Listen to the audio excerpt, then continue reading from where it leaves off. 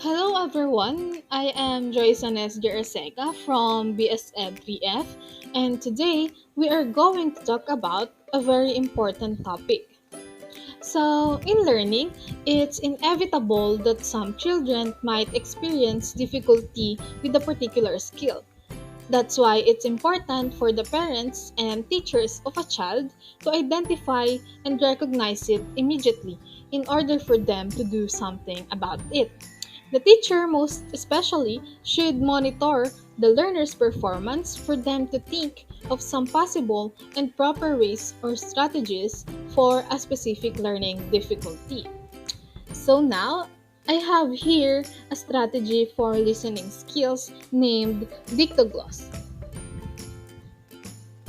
and I will discuss its description, use, materials needed, duration, guidelines, and other preparations needed.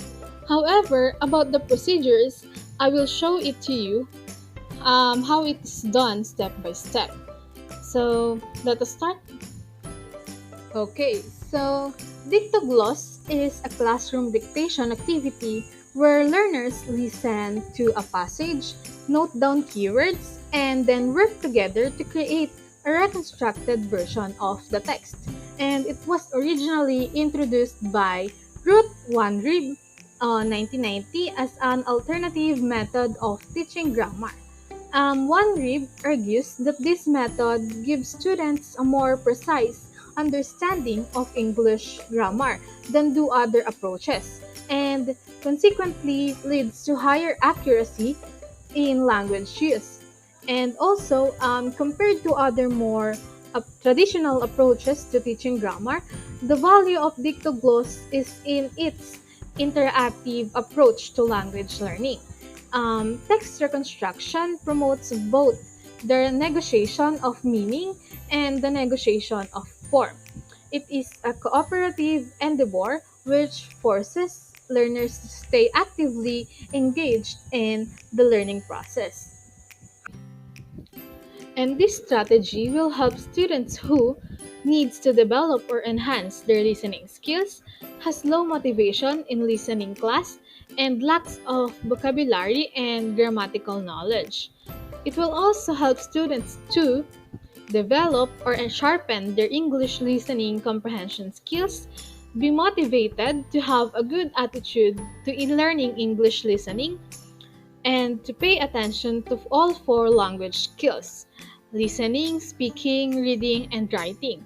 And also to encourage learners' autonomy, cooperation, curricular integration, diversity, thinking skills, and alternative assessment techniques.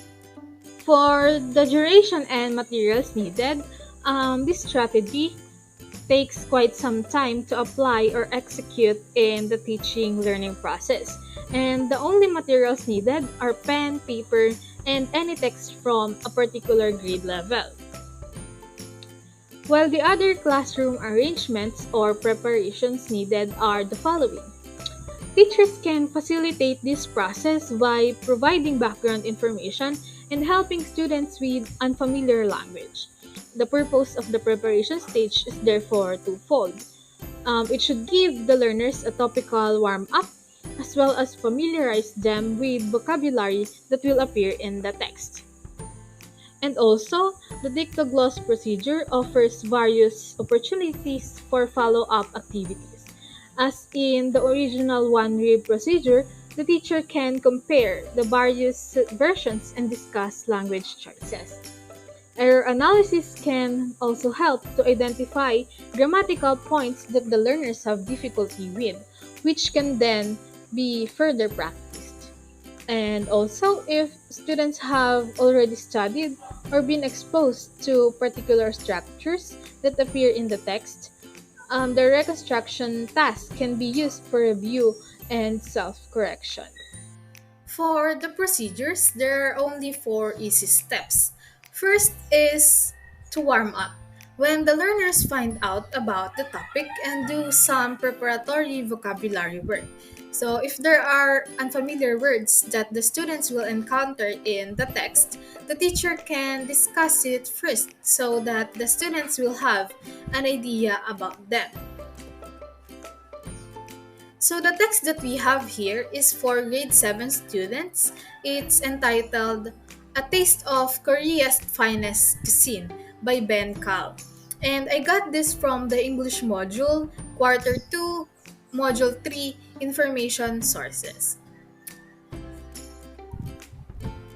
For example, in this text, we have three words that might be unfamiliar to the students. Expertise. It is an expert skill or knowledge in a particular field, like in the field of medicine and many more.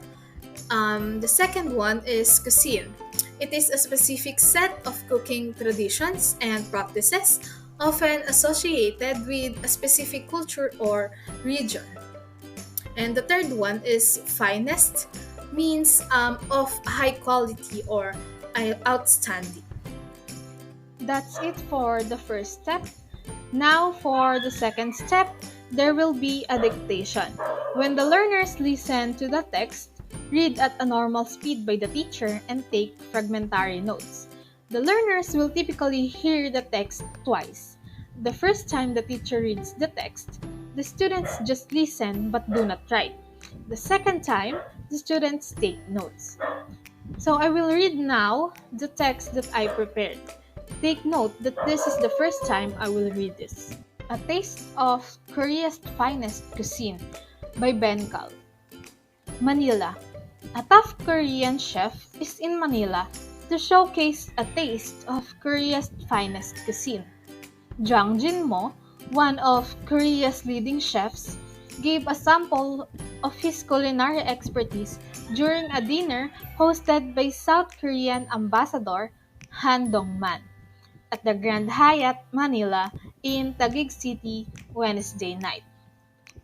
Invited guests included Foreign Secretary Teodoro L. Locsin Jr., National Security Advisor Hermogenes C. Esperon Jr., and Central Bank Governor Benjamin Jokno, among others.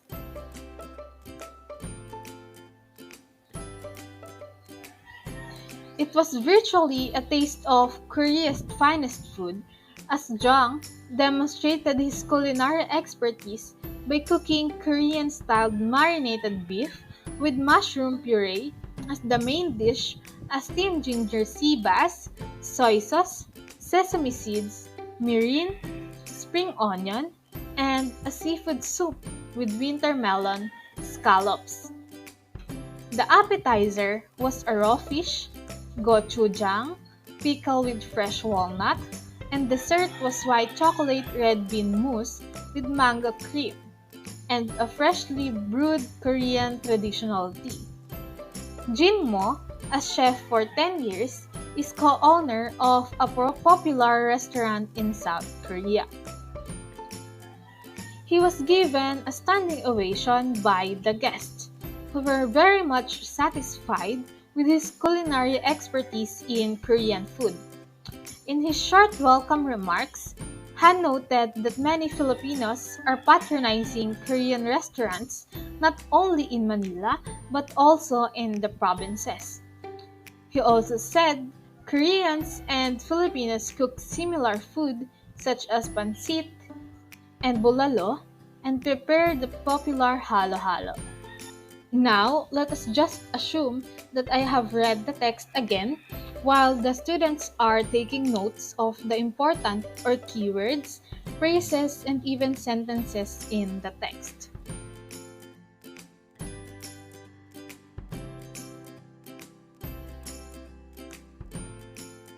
And that's it for the second step. For the third step, reconstruction, when the learners work together in small groups to reconstruct a version of the text from their shared resources. And because I don't have students here with me, I made the reconstruction of the text that we have read earlier.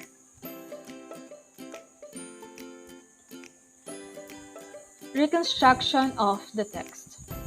A Taste of Korea's Finest Cuisine by Ben Kal. Jang Jin-mo, a chef of 10 years, co-owner of a restaurant, well-known, and one of Korea's leading chefs, visited Manila, the capital city of the Philippines.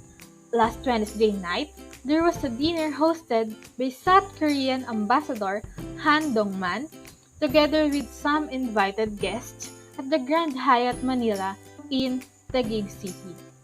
The said Korean chef proudly shared to them the taste of Korea's finest cuisine. He showed his undeniable skills and cooked his main dish, a Korean-style marinated beef with mushroom puree, an appetizer, and dessert too.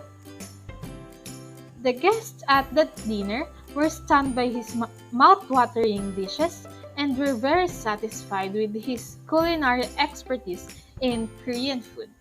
Therefore, the said chef was applauded and was given a standing ovation. In his last words, he said that Koreans and Filipinos cook some similar food. He also recognized the fact that many Filipinos love Korean restaurants so much. For the last step, analysis and correction, when students analyze and compare their text with the reconstructions of other students and the original text and make the necessary corrections. Let's just assume that the students already compared their work with the other groups. They noted the similarities and differences. Now let's move on to the comparison of my reconstructed text with the original text. And let's just say that this is one of the works of the students. For the original and reconstructed text, the similarities, they both use the third person point of view. They both answers the who, what, where, when, why, and how. They were both written in narrative style. They both noted the important details. While the differences in the original text, the author keeps on beating around the bush. It's written in chunks, quite long, and very detailed. Used a lot of descriptors and adjectives too. While the reconstructed text is straightforward and very precise, the text is shortened but the thought is still clear, used a few descriptors and adjectives but clearly stated. So if there are some mistakes, the teachers here should make necessary corrections. Through these steps, the teacher will know if the listening strategy is effective and can still repeat the process next time. We also have here some tips, guidelines, and other specifications for this listening strategy, such as Dictogloss works on all levels of proficiency and can be done in mixed stability groups.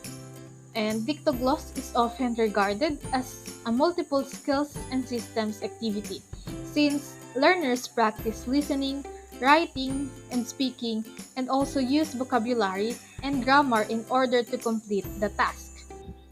So that's all for the remediation strategy for listening skills. And again, it is called Dictogloss, and it aims to develop or sharpen the English listening comprehension skills of the students.